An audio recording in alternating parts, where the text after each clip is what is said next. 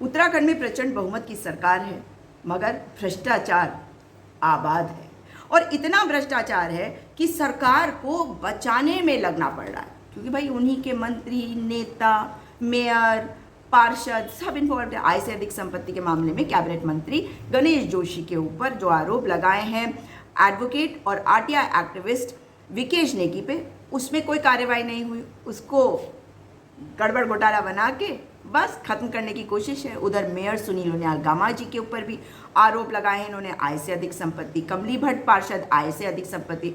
और ये चौथा मैटर जिसे वैसे तो भाजपा वाले कहते हैं कि प्रधानमंत्री जी का ड्रीम प्रोजेक्ट है, मगर मुझे ऐसा लगता नहीं। और वो इसलिए नहीं लगता क्योंकि आरटीआई एक्टिविस्ट विकेश नेगी ने एक शिकायती पत्र दिया था और उसका जवाब अब आ गया, और जिसके ऊपर उन्होंने आरोप लगाए थे, यानी कि रविंद्र कुमार परियोजना प्रबंधक, जांच भी उन्होंने करी, रिपोर्ट भी बनाकर भेजी और सब क्लीन चिट दे दी।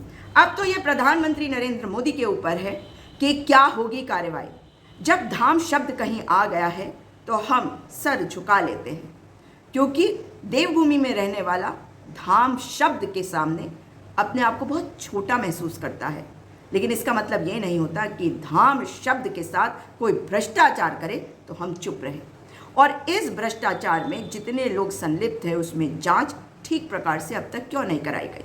मगर ये भी है कि आरटीआई एक्टिविस्ट विकेश नेगी ने कहा है कि इस मैटर में वो हाई कोर्ट जाएंगे और पीआईएल दाखिल करेंगे।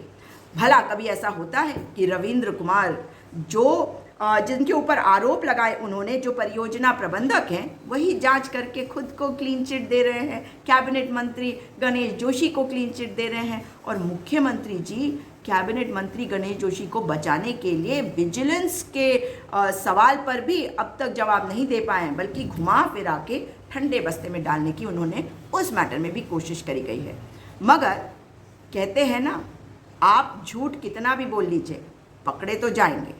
सच जो है उसके पांव होते हैं या नहीं पता नहीं, लेकिन ये झूठ पकड़ा जाएगा।